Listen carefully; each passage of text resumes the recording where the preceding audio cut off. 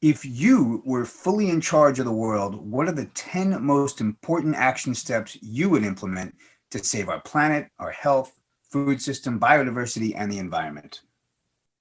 Well, I would do exactly what I'm doing in my little life if I was in charge of the world, because I behave as if I'm in charge of my little life, and I must do the right action. First, we must recognize Mother Earth and recognize her rights. And so the rights of Mother Earth should become international law. We must recognize that over these years, we've had a human rights treaty, a convention on biological diversity, climate treaty, under the Convention on Biodiversity and Nagoya Protocol, a biosafety protocol. We've created amazing international laws to protect the seas and the oceans and the air. I would just make sure they are not violated and they're not forgotten. I would make sure that we promote ecological farming, we promote seed saving and the freedom of farmers. We promote local economies, because the globalized system of industrial agriculture doesn't emerge out of competition. It emerges out of subsidies. Our tax money is taken to destroy our small farms. Our tax money is taken to destroy our health. Our tax money is taken to destroy the science. So what I would do is make research independent of the poison cartel. I would definitely insulate small farmers from corporations and the big billionaires. And I would ban chemicals, I would ban GMOs, I would ban junk food, because they don't belong to a food and agriculture system. What role throughout history have women played with seeds in growing food, and why is this important? Well, women are the original seed savers, and women are the first agricultural scientists. And in my book, Staying Alive, I wrote a lot about this. But I also then was asked by the United Nations, by the FAO. I wrote a report for the FAO on most farmers are women, and the data shows most farmers are women. But that women with less land produce more food. 5% of Nigeria's land is controlled by women, but they could produce 50% of the food because men produce commodities. So women are experts in biodiversity-based organic farming. Not just that, women are experts in nutrition, because they don't grow commodities for profits. They grow food to nourish their families. And we've just released 2 reports. One is called Earth Rising, Women Rising. That is really a beautiful dialogue between women farmers and some of the leading nutritional experts and health experts. And another, Women Feed the World Through Earth Care. The assumption is that you got to violate the earth in order to feed the world. But we are showing that through earth care, we produce more food. And that's true food, that's real food.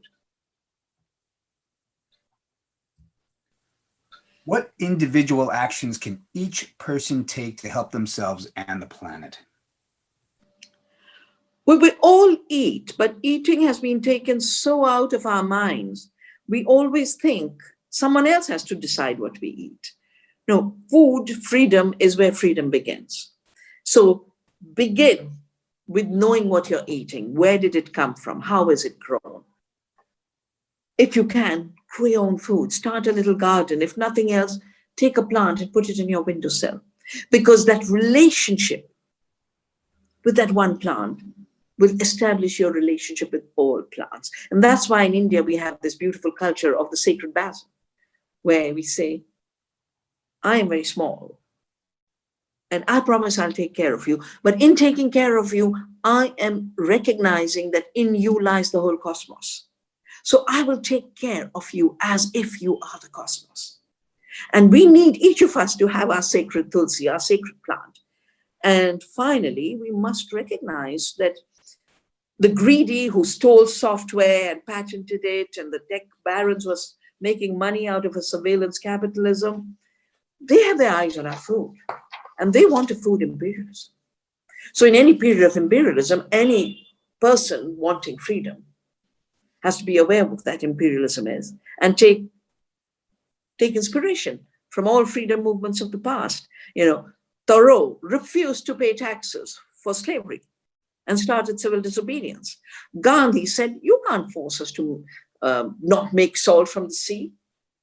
Nature gives it for us to survive, and we will make salt. We will not obey your law that makes it illegal for us to make salt.